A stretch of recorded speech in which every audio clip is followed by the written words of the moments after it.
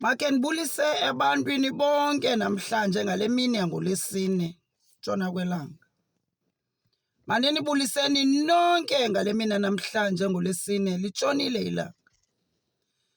Le mina namhlanje ngalo Lwesine wale nyanga kaOktobha.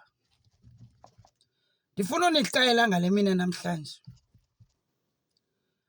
Umuntu njena makakhazifundise ukuthi akakhululeke nje.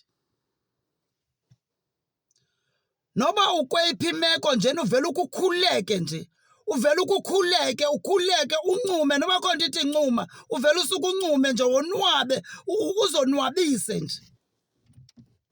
Imba ngoba nditsho njalo zikhona izinto ezifuna ukuba ulonwabe ebantwini. Vele usukukhululeke nje ngoba ayikho nenye into engadluliyo. Noba umzekelo uthe lwale ematyaleni, noba unabantwana abathe batye drugs, noba unomntu ogulayo, noba ukweyiphi imeko, noba undawuni, noba uneyiphi condition, uvele usukukhululeke nje. Vele usukukhululeke nje ngoba imbangi ndithi khululeka, utshaba lifuna into yoba wena sukhululeka enzela uba imenxe intliziyo. Ayikho into engadluliyo emntwini.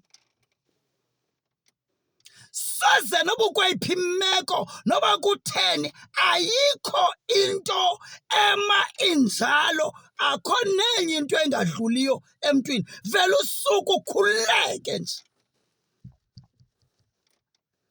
Futhi umxelele umuntu uthi, umxelele wena uwedwa uhlele endlini uthi, tshaba lam, ndikhululekile.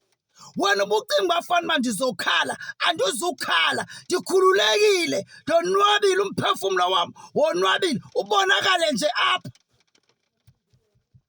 Ubonakala apha, ungabonakali noba kukho kokutya kuloo khabhathi, ungabonakali noba ulali ngabantwana, ungabonakali noba unamatyala, ungabonakali noba uhamba kwayiphi imeko yohlukumezo.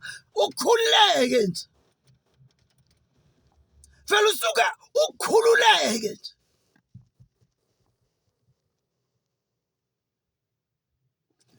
Zonke imeko ezibekwe phezu kwakho zikulingene. Ayikho into engakulingananga. Leyo into uzayikhupha ngomnyango ngoba yonke into ikulingene. Akho nenye into eza kuwe engakulingananga. Vele usuke ukhululeke nje.